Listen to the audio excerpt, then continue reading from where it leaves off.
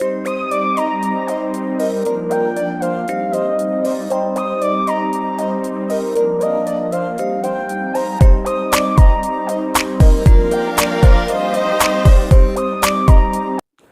Dear students, good morning to all of you. आज हम topic की तरफ चलने से पहले माध्यमिक परीक्षा 2021 यानी कि कक्षा 10 की जो बोर्ड की परीक्षा होगी, जिसकी अभी बोर्ड ने फॉर्म भरने की डेट अनाउंस की है, तो कक्षा 10 और 12 के 2021 की बोर्ड परीक्षा के लिए आवेदन करने की अंतिम तिथि जो है वो 30 नवंबर रखी है। साथ ही सिलेबस में कुछ कटौती की है, तो अपने विषय संस्कृत विषय में जिन जिन भागों को सिलेबस से पाठ्यक्रम से कम किया गया है, हटाया गया है, सबसे पहले मैं उसकी जानकारी दे देता हूँ। उसके बाद हम अपने टॉपिक की तरफ चलेंगे। तो देखिए, अपनी कक्षा 10 में संस्कृत विषय में स्पंदना नाम की पुस्तक चलती है, जिसमें कुल 15 लेसन है। उन 15 लेसन्स में से जय सुर भारती, संज्ञेय शक्ति यानी कि पाठ संख्या 1, पाठ संख्या 2, पाठ संख्या 5 जो वाक्य केली के नाम से है, पाठ संख्या 7 लोकहितमं करणीयम, पाठ संख्या 9 भारत वैभवम और पाठ संख्या 14 यो यद्वपति बीजम ही लभते तादृशम फलम। तो इस प्रकार से ये कुल 6 अध्याय, 6 लेसन अपनी इस स्पंदना से पाठ्यक्रम से हटाए गए हैं। हमें इनका अध्ययन अध्यापन नहीं करना है। इनसे संबंधित कोई भी क्वेश्चंस, कोई भी प्रश्न बोर्ड परीक्षा में नहीं पूछा जाएगा। पाठ संख्या 1 और 2 का हम पहले अध्ययन कर चुके हैं, लेकिन अब अपने पाठ्यक्रम से इनको हटा दिया गया है, तो अब हमें इनका अध्ययन नहीं करना है। तो कुल उन 15 लेसन में से ये 6 लेसन कम कर दिए गए हैं। तो इस बात का विशेष ध्यान रखोगे। अपने सिलेबस में अब बचे हुए पाठ्यपुस्तक के जो शेष 9 अध्याय हैं, इन 6 को छोड़कर उनका ही हमें अध्ययन करना है। तो ये तो हुई पाठ्यपुस्तक की बात। और अगर हम व्याकरण की बात करें, तो व्याकरण में हमने कारक और संधि ये 2 टॉपिक पढ़े हैं। तो संधियों में जिन संधियों को कम किया गया है, हटाया गया है, वो देखिए। स्वर संधि में हमें वृद्धि, यण, अयादि, पूर्व रूप और पररूप संधि का अब अध्ययन नहीं करना। इनके अलावा जो बच गई दीर्घ और गुण, तो इन 2 का ही हमें अध्ययन करना है। वृद्धि, यण, अयादि, पूर्व रूप और पररूप का हमें अध्ययन नहीं करना। ये 5 संधियां अपने उन संधियों में से कम हुई है, स्वर संधियों में से। अब व्यंजन संधि की अगर बात करें, तो पर, सवर्ण, अनुस्वार और जसत्व, ये 3 संधियां कम हुई है, इनको हटाया गया है। तो इनके अलावा बची हुई हमें संधियों का अध्ययन करना है। इसी प्रकार समास की अगर बात करूं, तो कर्मधारय और द्वंद्व, देखिए कक्षा 10 के पाठ्यक्रम में अपने 3 समास निर्धारित किए गए थे पहले से। वो थे, एक तो था अव्ययी भाव समास, एक था कर्मधारय और द्वंद्व। तो अब कर्मधारय और द्वंद्व को अपने पाठ्यक्रम से हटा दिया गया है, तो हमें सिर्फ अव्ययी भाव समास का ही अध्ययन अध्यापन करना है। ठीक इसी प्रकार अगर प्रत्ययों की बात करूं, तो प्रत्यय 3 प्रकार के होते हैं, कृत प्रत्यय, तद्धित प्रत्यय और स्त्री प्रत्यय। तो कृत प्रत्ययों में से तव्यत और अनियर प्रत्ययों को हटाया गया है। इसमें पहले अपने 4 प्रत्यय थे, सत्री और सानच, तव्यत और अनियर। तो तव्यत और अनियर हट जाने के बाद अब हमें इन कृत प्रत्ययों में सत्री और सानच प्रत्यय का ही अध्ययन करना है। तव्यत, अनियर का अध्ययन अध्यापन नहीं करना। ठीक इसी प्रकार जो तद्धित प्रत्यय है, उनमें से त्वय और तल प्रत्यय को हटा दिया गया है। तो बचे मतुपे, ऋणी, तो तरप, तमपे, इस प्रकार के इन प्रत्ययों का हमें अध्ययन करना है। तो कुल मिलाकर जो तद्धित श्रेणी के प्रत्यय है, उनमें त्वय और तल प्रत्यय का हमें अध्ययन नहीं करना। और जो तीसरा भाग है प्रत्ययों का, स्त्री प्रत्यय, अपने सिलेबस में गीप, टाप और गीप प्रत्यय निर्धारित थे, तो इन दोनों को ही हटा दिया गया है। तो कुल मिलाकर स्त्री प्रत्यय के जो दो प्रत्यय अपने सिलेबस में निर्धारित थे उन दोनों को ही हटा दिया गया। अब अपने पास जो कृदंत प्रत्यय हैं, जो तद्धित प्रत्यय हैं, उन दो प्रत्ययों का हमें तव्यत अनीयर त्व और तल को कम करते हुए जो शेष बचे हैं उनका ही अध्ययन और अध्यापन का कार्य करना है। ठीक इसी प्रकार इसी व्याकरण भाग में अव्यय पदों के नाम से एक टॉपिक है जिसमें परीक्षा में 3 या 4 सेंटेंसेस दिए जाते हैं और उन सेंटेंसेस में ब्लैंक्स दिए होते हैं। ब्लैंक्स में ऊपर एक मंजूषा में कुछ अव्यय पद दिए हुए होते हैं। अर्थ के अनुसार उन अव्यय पदों को उठाकर हमें ब्लैंक्स में भरना होता है। तो 3-4 नंबर का ये प्रश्न आता है।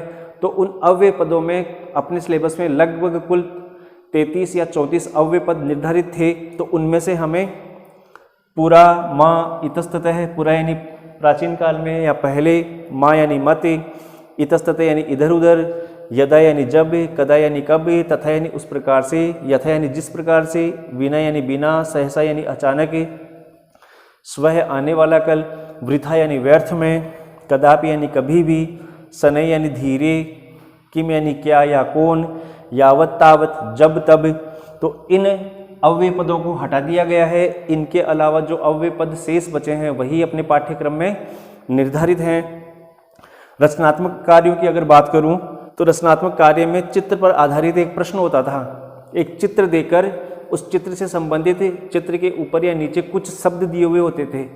तो उन शब्दों का प्रयोग करके वो चित्र जिससे संबंधित है उस पर हमें 6 या 8 वाक्यों की रचना करवाई जाती थी। तो अब वो चित्र आधारित जो प्रश्न होगा वो भी अब हमें पाठ्यक्रम में देखने को नहीं मिलेगा, प्रश्न पत्र में देखने को नहीं मिलेगा। तो चित्र पर आधारित जो प्रश्न होता था ये भी अब बोर्ड पाठ्यक्रम से हटा दिया गया है। ठीक इसी प्रकार एक 3 नंबर का प्रश्न होता था कथाक्रम संयोजन। इस कथाक्रम संयोजन में क्या होता था कि 6 सेंटेंस दिए हुए होते थे और वो 6 सेंटेंस अपनी पाठ्य पुस्तक से भी हो सकते हैं, पीछे की किसी कक्षा से भी हो सकते थे या किसी कहानी के हो सकते थे। तो उन 6 सेंटेंसेस को हमें उनकी घटना के अनुसार, उस कथा के अनुसार उनको क्रम से संयोजित करना पड़ता था। तो अब उस प्रकार का जो कथाक्रम संयोजन का जो प्रश्न है ये भी अपने पाठ्यक्रम से हटा दिया गया है। तो ये प्रश्न भी हमें प्रश्न पत्र में देखने को नहीं मिलेगा। और अगर बात करूं अपठित अवबोधन की, अपठित अवबोधन में वो एक पैराग्राफ दिया हुआ रहता है अनसीन पैसेज, और उस पैसेज से नीचे कुछ प्रश्न किए जाते हैं। तो उन प्रश्नों में देखिए अब किस प्रकार के प्रश्न हमें देखने को नहीं मिलेंगे। अनसीन पैसेज से अपठित अवबोधन में संज्ञा के स्थान पर सर्वनाम पद का प्रयोग या फिर सर्वनाम पद के स्थान पर संज्ञा पद का प्रयोग। तो इस प्रकार का जो प्रश्न होता था इस प्रश्न को हटाया गया है। याद रखना अपठित गद्यांश अपने सिलेबस में निर्धारित है, उससे संबंधित प्रश्न पूछे जाएंगे, लेकिन उन प्रश्नों में ये 2 प्रकार के प्रश्न नहीं पूछे जाएंगे। पहला तो कौन सा कि कोई संज्ञा पद दे दिया, जैसे कोई कहानी है, कसित विक्रमय नाम है नृपय आसीत, तो ऐसे कोई कहानी है तो उसमें संज्ञा पद कौन हुआ, विक्रम हुआ, और आगे सेंटेंस दे रखा है एक दास सह है, तो ये सह क्या है, उस विक्रम के लिए प्रयोग किया गया सर्वनाम शब्द है। या प्रश्न पूछ सकता है कि इस कहानी में सह सर्वनाम पद के स्थान पर संज्ञा पद क्या होगा, तो सह के स्थान पर क्या हो जाएगा, संज्ञा पद विक्रम है। तो इस प्रकार के जो प्रश्न होते थे वो प्रश्न अब हमें अपठित अवबोधन में देखने को नहीं मिलेंगे। इसके अलावा एक पर्याय या विलोम पद देकर निर्देश दिया जाता था कि इसी का समानार्थक पद आप ऊपर पैराग्राफ से चुनकर लिखिए। तो इस प्रकार का प्रश्न भी हमें देखने को अब नहीं मिलेगा। याद रखना अपठित अवबोधन अनसीन पैसेज तो पाठ्यक्रम में पेपर में देखने को मिलेगा, लेकिन उससे संबंधित पूछे जाने वाले प्रश्नों में ये 2 प्रकार के प्रश्न अब नहीं पूछे जाएंगे। तो इस प्रकार से माध्यमिक परीक्षा 2021 में पाठ्यक्रम से जो भाग हटाए गए थे उनकी मैंने आपको सामान्य जानकारी दी। मैं अपना जो ग्रुप है उस ग्रुप में भी इसका एक स्क्रीनशॉट सेंड कर दूंगा, हटाए गए भाग का भी सेंड कर दूंगा, और जो बच गए हैं जिनका हमें अध्ययन करना है वो भी आपके व्हाट्सएप ग्रुप में पहले से ही शेयर किया जा चुका है। लेकिन मैं एक बार फिर से आपके व्हाट्सएप ग्रुप पर जिन चीज़ों का हमें अध्ययन करना है उसका स्क्रीनशॉट एक सेंड कर दूंगा। तो उम्मीद करता हूं कि पाठ्यक्रम से जो चीज़ें हटाई गई है इनको आपने भली भांति देखा समझा होगा। तो अब चलिए अपने टॉपिक की तरफ चलते हैं। टॉपिक चल रहा था अपना स्वराष्ट्र गौरवम। अब तक हमने इस अध्याय में 4 श्लोकों का अध्ययन किया। मैं एक बार फिर से इन चारों श्लोकों का जो सरल हिंदी अनुवाद है वो रिपीट कर देता हूँ। पहला अपना श्लोक था, उत्तरम यत् समुद्रस्य हिमाद्रश्चैव दक्षिणम वर्षम तद भारतम नाम भारती ही यत्र संतति, जिसका अर्थ था कि जो समुद्र के अर्थात हिंद महासागर की उत्तर दिशा में और हिमाद्रश्चैव दक्षिणम और हिमालय की दक्षिण दिशा में स्थित है, वह देश, वह वर्ष भारत के नाम से जाना जाता है और उसमें निवास करने वाले लोग भारतीय कहलाते हैं। दूसरा अपना श्लोक था, हिमालयात् समारभ्य यावद इंदु सरोवरम तम देव निर्मितम देशम हिंदुस्तानम प्रचक्षते, अर्थात जो बात इसने पहले श्लोक में कही थी उसी का समानार्थक कह सकते हो, मिलता जुलता कह सकते हो। हिमालय से लेकर हिंद महासागर पर्यंत, हिमालय से लेकर हिंद महासागर पर्यंत देवताओं के द्वारा निर्मित उस देश को हिंदुस्तान कहा गया है। तीसरा हमने पढ़ा, गायन्ति देवा किल गीतकानि धन्यास्तुते भारत भूमि भागे स्वर्ग अपवर्ग आस्पद मार्ग भूते भवन्ति भूये पुरुषाः सुरत्वात्, अर्थात देवता भी जिसका यशोगान करते हैं।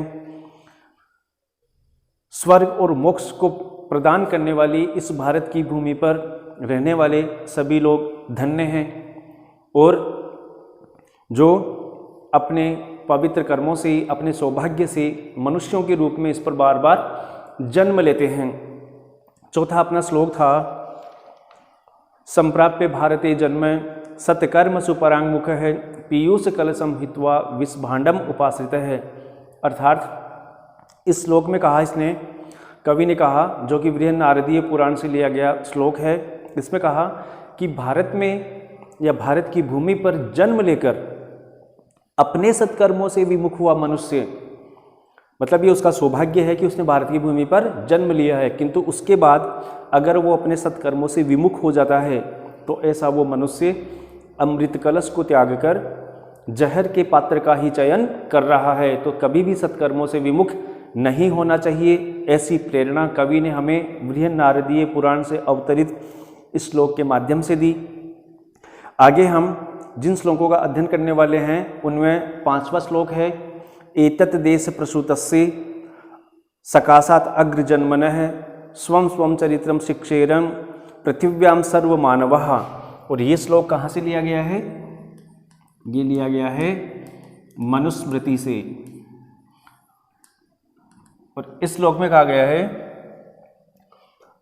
एतत् देश प्रसूतस्य, एक एक शब्द को देखना। पहला शब्द है एतत् देश, तो इसके अगर टुकड़े करें ना तो 2 शब्द इसमें जुड़े हुए हैं। पहला है एतत् और दूसरा है देश। तो इस प्रकार से यहाँ संधि कौन सी हो जाती है? जशत्व। हालांकि ये संधि अपने सिलेबस से हट चुकी है, लेकिन शब्दों के बीच में आ रही है तो हमें जानना जरूरी है। प्रसूतस्य, प्रसूत का अर्थ होता है उत्पन्न होना, और प्रसूतस्य उत्पन्न हुए के। फिर कह रहा है सकाशात् अग्रजन्मन है, तो इसमें भी 2 शब्द जुड़े हुए हैं। पहला है सकाशात् और इसी में जुड़ा हुआ है अग्र जन्मन है, तो यहाँ पर भी कौन सी संधि है? वही जशत्व। तो इसका अर्थ होगा कि एतत् देश प्रसूतस्य सकाशात् अग्रजन्मन है। अग्रजन्मन से तात्पर्य है पूर्वजों से, श्रेष्ठ जनों से, ज्ञानी जनों से। सकाशात् का अर्थ होता है पास से।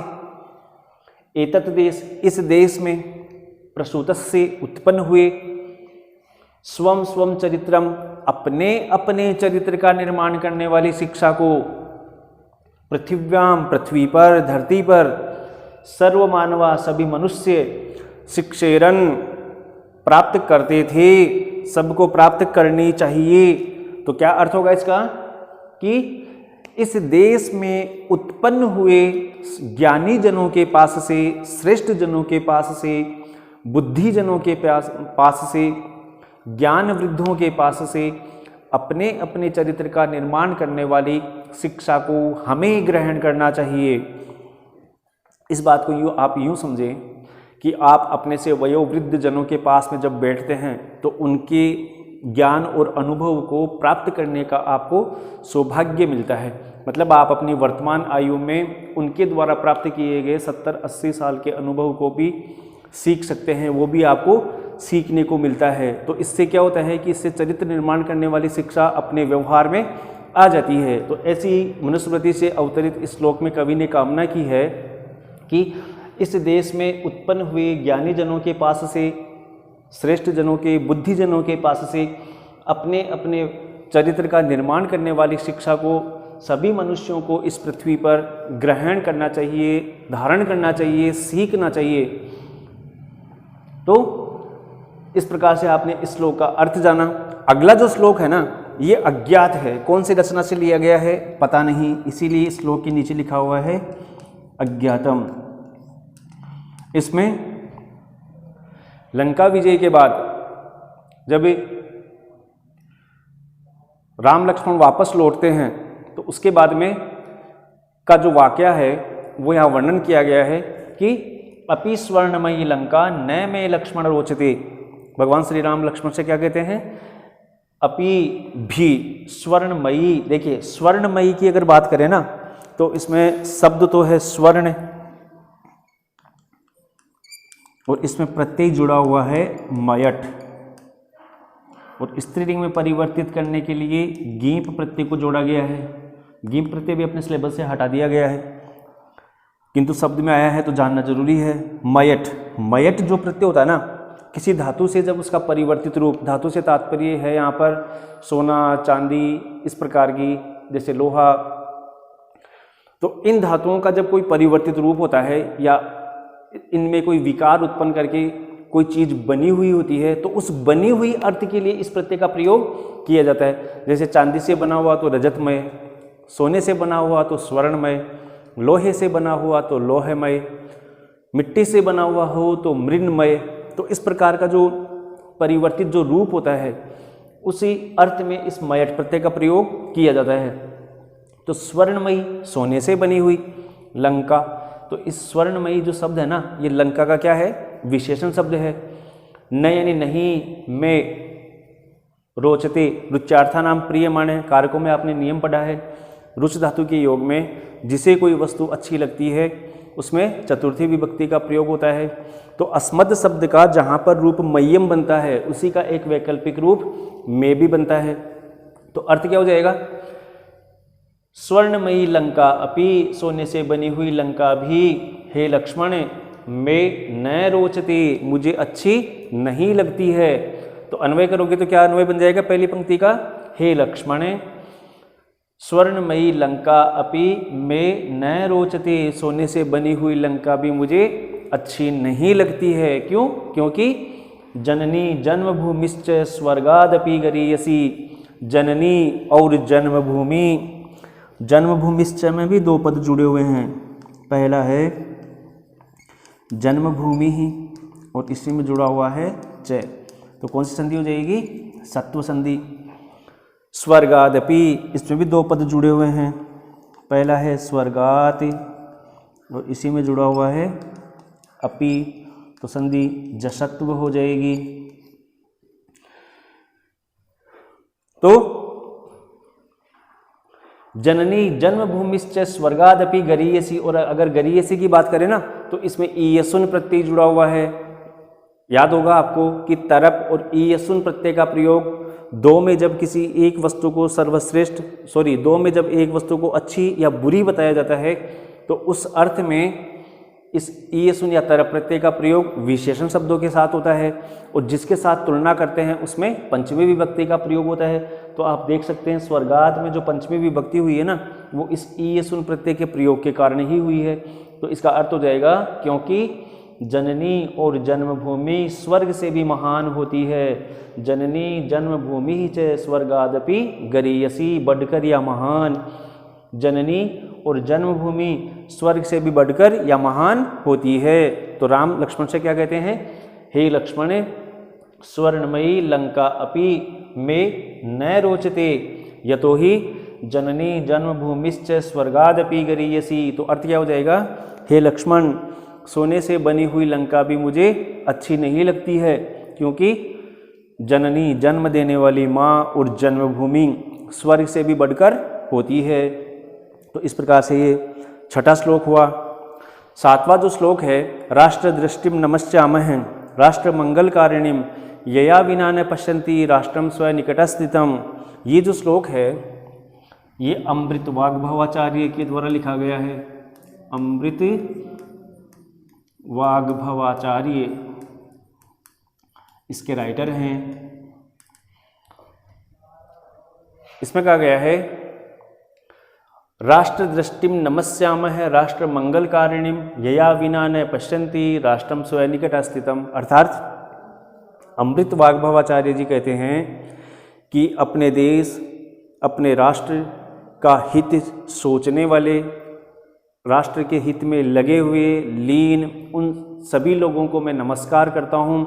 वे सभी लोग नमस्कार के योग्य हैं जो अपने देश के विषय में चिंतन करते हुए, सोचते हुए इसकी प्रगति और विकास में, इसके हित के कार्यों में सदैव लीन रहते हैं। क्योंकि किसी भी राष्ट्र, जिस राष्ट्र में हम रहते हैं ना, उसका भला हम तभी सोच सकते हैं जब उसके प्रति हमारा आत्मीयता का भाव हो। देखिए, किसी कवि की दो पंक्तियां हैं कि देश के लिए कुछ करने का जुनून तो हम में भी बहुत था, देश के लिए कुछ करने का जुनून तो हम में भी बहुत था, लेकिन पेट भर गया तो नींद आ गई। अर्थात जब खुद का पेट भर गया ना, तो हमने अन्यों के विषय में सोचना भी, चिंतन करना भी क्या कर दिया, बंद कर दिया।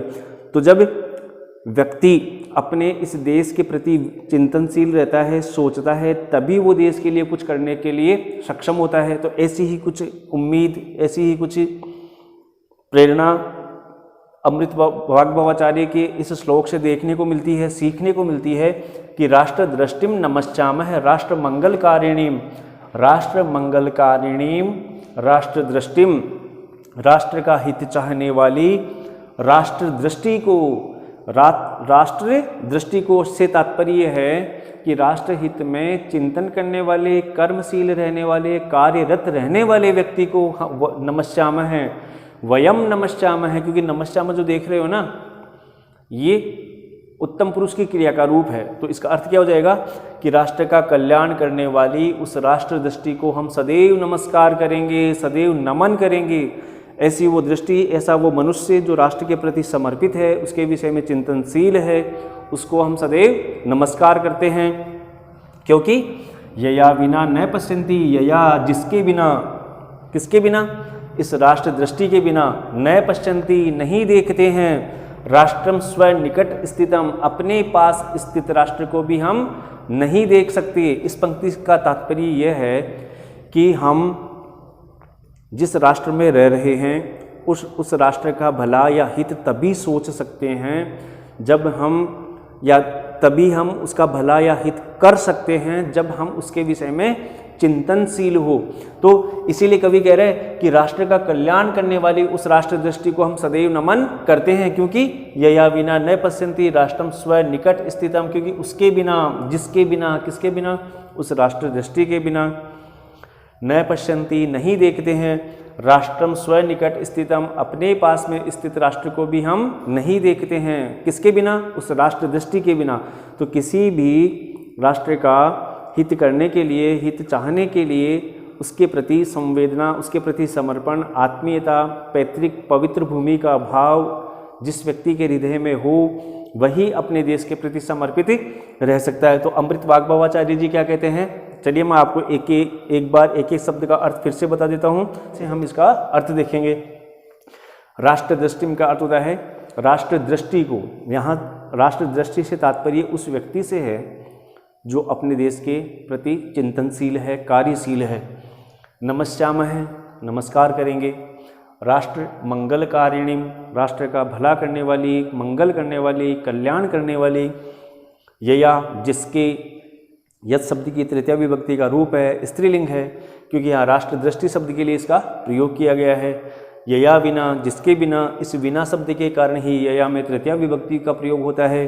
विना के योग में द्वितीया, तृतीया और पंचमी, इन तीनों में से किसी भी एक विभक्ति का प्रयोग किया जा सकता है। तो फिलहाल यहाँ बिना के योग में कौन सी विभक्ति हुई है? तृतीया विभक्ति। न पश्यन्ति, नहीं देखते हैं। पश्यन्ति जो देख रहे हो वो दृश्य धातु का रूप है। लट लकार प्रथम पुरुष बहुवचन की क्रिया है। राष्ट्रम, और अगर राष्ट्रम की बात करें ना तो इसमें रास शब्द में त्रम जुड़ा हुआ है, तो ये ष्टुत्व संधि का उदाहरण है। आपको जब संधि पढ़ रहे थे व्यंजन संधि तब कहा था कि जो त्रय होता है ना वो तय और रे के संयोग से बना हुआ संयुक्त वर्ण है। तो ष्टुत्व संधि का नियम कहता है कि दंती से और तय वर्ग के वर्ण, मूर्धन्य से और तय वर्ग के वर्ण जब एक दूसरे के आमने सामने हो जाते हैं संधि होते समय, तो दंती से और तय वर्ग के वर्णों के स्थान पर मूर्धन्य से और तय वर्ग के वर्ण हो जाते हैं। तो इस प्रकार यहाँ रास प्लस त्रम में कौन सी संधि हो जाती है? ष्टुत्व। स्वनिकट स्थितम, स्वनिकट स्थितम से तात्पर्य है अपने पास में स्थित। तो इसका अर्थ हो जाएगा, अमृत वाग्भवाचार्य जी कहते हैं कि हम राष्ट्र का मंगल करने वाली उस राष्ट्र दृष्टि को सदैव नमन करते हैं, क्योंकि जिसके बिना अपने पास में स्थित राष्ट्र को भी नहीं देख सकते हैं। किसके बिना? उस राष्ट्र दृष्टि के बिना। मतलब आप जिस देश में निवास कर रहे हो ना, आप उस देश का तभी भला कर सकते हो, तभी हित कर सकते हो जब आप उसके विषय में चिंतनशील हो। तो इस प्रकार से अमृत वाग्भवाचार्य जी का ये श्लोक हुआ। फिर 8वां जो श्लोक है समान संस्कृति मतम, ये भी जो है ना, ये भी अमृत वाग्भवाचार्य जी के द्वारा ही लिखा गया है। वाग्भवाचार्य, आपकी पाठ्य पुस्तक में यहाँ तदेव लिखा हुआ है, तदेव ऐसा एक शब्द लिखा हुआ है, तत्एव, वही, वही से तात्पर्य अमृत वाग्भवाचार्य जी से है। तो इसमें कह रहा है कि एक राष्ट्र की संज्ञा किसको दे सकते हैं? एक राष्ट्र, कौन सा राष्ट्र एक राष्ट्र कहलाता है? समान संस्कृति मताम यावती पितृपुण्यभुः तावतीम भुवम आवृत्ते राष्ट्रम एकम निगद्यते। अर्थ की तरफ चलने से पहले कुछ व्याकरण के शब्द देख लेते हैं कि जैसे समान संस्कृति मताम है, तो अगर इस संस्कृति मताम की बात करें ना तो इसमें संस्कृति प्लस मतुप प्रत्यय जुड़ा हुआ है। कौन सा प्रत्यय जुड़ा हुआ है? मतुप प्रत्यय। जब इन प्रत्ययों का विस्तार से अध्ययन करेंगे तो जानेंगे कि जो तद्धित श्रेणी के जो प्रत्यय हैं ना उनमें एक मतुप प्रत्यय है। ये जो मतुप प्रत्यय होता है इसके दो भाग शेष रहते हैं, एक वत और एक मत। अगर कोई शब्द एकारांत, आकारांत या हलंत व्यंजन वर्णों से युक्त हो, ऐसे उन शब्दों के साथ तो मतुप प्रत्यय का वत भाग जुड़ता है। और ए और आ को छोड़कर अन्य जो स्वर बच गए, कौन से बच गए? उ, ई, ओ, इस प्रकार से ई, उ, ओ। तो इस प्रकार के जो स्वर हैं उन स्वरांत शब्दों के साथ मतुप प्रत्यय का प्रयोग, मतुप प्रत्यय के मत भाग का प्रयोग होता है। जैसे मैं संस्कृति शब्द की बात करूं तो संस्कृति के अंत में ई आ रहा है, तो ई होने के कारण इस मतुप प्रत्यय का जो भाग है ना इस संस्कृति में जब जुड़ेगा तो शब्द बन जाएगा संस्कृति मत। ये इसका मूल शब्द बन गया। ठीक, ऐसे अगर अकारांत आकारांत की बात करें ना तो गुण के ण में ए आ रहा है तो मतुप प्रत्यय का वत जुड़ जाएगा तो शब्द बन जाएगा गुणवत। ठीक, ऐसे ही विद्यावत, वत जुड़ गया ना अंत में। ऐसे इकारांत शब्द आ गया ये, तो इकारांत शब्दों में मतुप प्रत्यय का मत भाग जुड़ता है। जैसे ओ स्वर हो, जैसे ग में ओ स्वर है तो मतुप प्रत्यय जोड़ोगे तो मूल शब्द बन जाएगा गोमत, है ना। ऐसे ही बुद्धि शब्द में जोड़ना हो तो बुद्धि में ई आ रहा है तो ई के साथ मत भाग जुड़ जाएगा तो मूल शब्द बन जाएगा बुद्धिमत। तो इस प्रकार से मतुप प्रत्यय के दो भाग शेष बचते हैं, वत और मत। अगर शब्द के अंत में ए या आ स्वर होते हैं या हलंत व्यंजन वर्ण होते हैं तब तो मतुप प्रत्यय का वत भाग जुड़ता है, और ए आ स्वरों को छोड़कर अन्य कोई स्वर हो किसी शब्द के अंत में तो मत भाग जुड़ जाता है। तो इस प्रकार से ये इनके मूल शब्द बन गए। अब क्या होगा कि जो भगवत शब्द है ना, इस भगवत शब्द के रूप जिस प्रकार से चलते हैं उसी प्रकार से मतुप प्रत्यय शब्दों के रूप चलेंगे। पुल्लिंग की अगर बात करूं तो भगवान भगवत शब्द का रूप बनता है भगवान, भगवंतौ, भगवंत है। तो इसका रूप बन जाएगा गुणवान गुणवंतौ गुणवंत, विद्यावान विद्यावंतौ विद्यावंत है, गोमान गोमंतौ गोमंत है, बुद्धिमान बुद्धिमंतौ बुद्धिमंत है, संस्कृतिमान संस्कृतिमंतौ संस्कृतिमंत है। ये पुल्लिंग के शब्द हो गए। और अगर स्त्रीलिंग में परिवर्तित करना हो ना, तो जैसे गी प्रत्यय का ई जुड़कर ये रूप बन जाता है भगवती, ठीक वैसे ये संस्कृतिमती बन जाएगा, ये गुणवती विद्यावती बुद्धिमती गोमती, ये स्त्रीलिंग में रूप बन जाएंगे। फिर आप इनके नदी शब्द के समान रूप चला सकते हो। तो फिलहाल यहाँ पर जो विभक्ति है ना, वो षष्ठी विभक्ति के बहुवचन का रूप है, संस्कृति मताम। तो इस मतु प्रत्यय का प्रयोग वाला इसमें या योग्य अर्थ में किया जाता है। तो इसका रूप अर्थ हो जाएगा समान संस्कृति मताम, समान संस्कृति मानने वालों की यावती जितनी पितृ पुण्य भू पैतृक पवित्र भूमि होती है, समान संस्कृति को मानने वाले लोगों की जितनी पैतृक पवित्र भूमि होती है, मतलब जितनी भूमि पर उनके पूर्वजों का निवास रहा है और उसी संस्कृति में वो भी ढले हुए हैं, उसी संस्कृति को मानने वाले वो लोग भी हैं, तावतिम उतनी भुवम आवृत्ते, दो पद जुड़े हुए हैं भुवम और आवृत्ते। तो इसमें कौन सी संधि हो जाएगी? अनुस्वार। अनुस्वार संधि को भी अपने सिलेबस से हटा दिया गया है। फिर कह रहे हैं राष्ट्रम एकम, राष्ट्रम धन एकम, यहाँ पर भी कौन सी संधि है?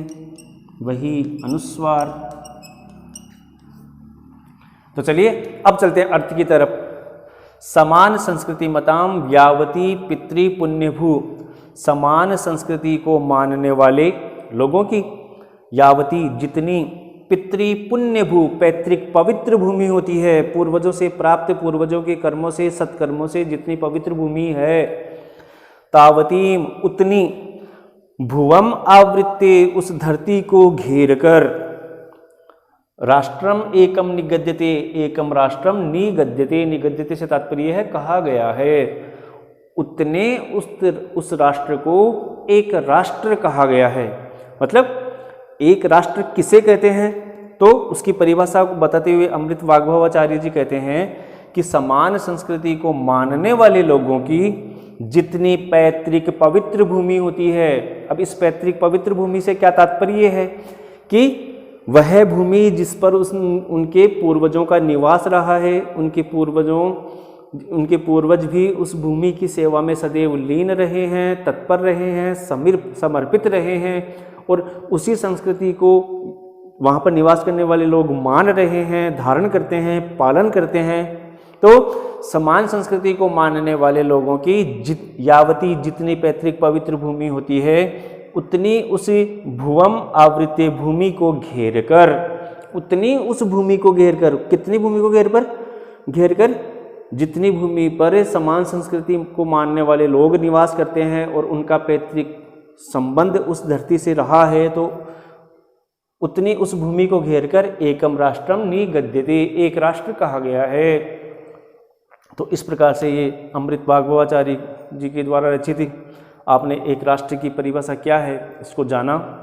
तो अब आज पढ़ेंगे इन चारों श्लोकों से संबंधित जितनी भी व्याकरणात्मक टिप्पणियां हैं वो आप सामने देख सकते हो। तो इन सबको अपनी फिर नोटबुक में नोट करोगे।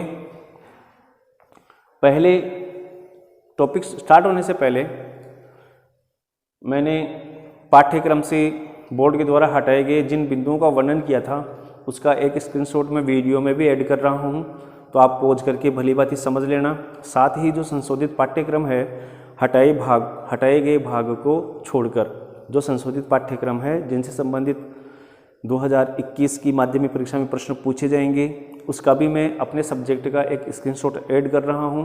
तो आप वीडियो को पॉज करके इनको भली भांति नोट कर लें।